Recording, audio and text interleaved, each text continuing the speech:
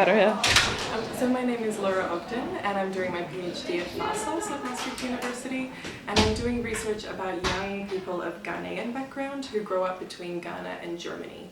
And my research is part of a bigger project at FASOS called MoTrail, which stands for Mobility Trajectories of Young Lives.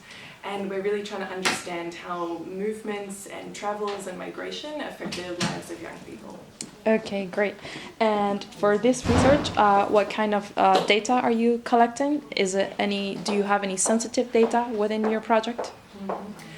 Yeah, my research is ethnographic, so that means that I'm spending a lot of time in the field with young people, trying to understand their lives from the inside. So we're really collecting a lot of different data about their lives, and this includes, all the basic things like their name, where they live, where they're from, where they've moved to and from in their lives, but also a lot of other things to try and build a very rich context about their lives to help us understand what's really going on for them. So this can include things that might be considered sensitive, things about their racial and ethnic origin, for example, or about their religious beliefs, and things like this. So the nature of ethnographic fieldwork means that we're really getting embedded in the lives of the people we're doing research with as much as we can.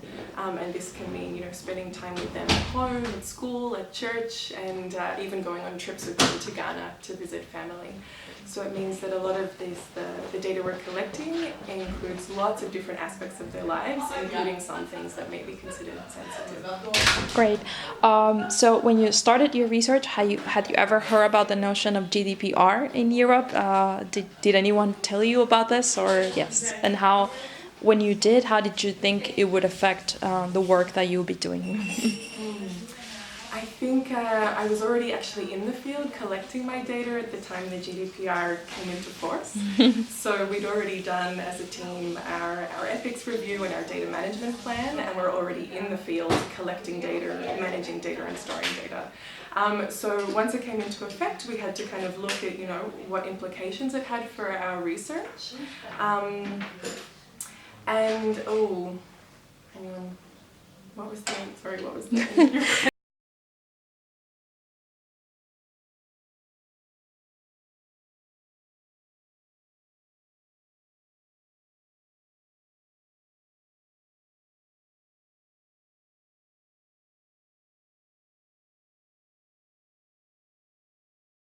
again, or will you just... Yeah, we can start all over again, and we will just edit it. Okay. So at the time the GDPR came into force, I was already in the field collecting my data.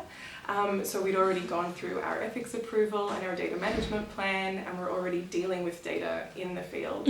So once the GDPR came into effect, then we just had to look at what implications that might have for how we had to do things differently.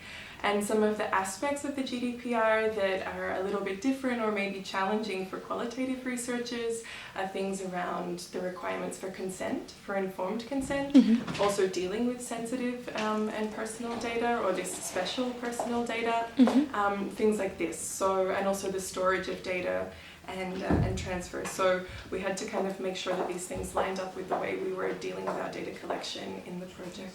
Great. Did anyone from the university advise you on this, or was it just something that you worked out with your PhD supervisor? Yeah, I don't think we received any specific advice. I've seen the UN guidelines online and things like this, but because we were in the field and this meant we were in different countries and not at the university, we didn't get any specific advice about it directly. Okay, great. And if you had to give any recommendations for young researchers who were also doing the same kind of research regarding GDPR or ethical review, what would you tell them? I think for qualitative researchers, it's really important to keep in mind the context in which the GDPR was designed and which context it was designed for. And that's quite different to the way that qualitative researchers work. So I think it's important to review the guidelines and implement them in your work, but take them with a grain of salt, or at least adapt them to the way you work. Things like consent, for example, in the GDPR, it talks about having very explicit consent, whether in verbal or written form, at the start of data collection. But often qualitative researchers work with consent as a process, that we have very long-term relationships with people in the field, and also the nature of the research research we're doing or the questions we're asking can also change over time as we explore what's relevant in the field that we're working in. So I think things like this with consent, making it more of a process with our respondents rather than a one-off event at the start of data collection is really important to keep in mind. Okay, great. Well, that was awesome. Thank you so much. No worries. Okay. All right, that was perfect. Yeah. Good.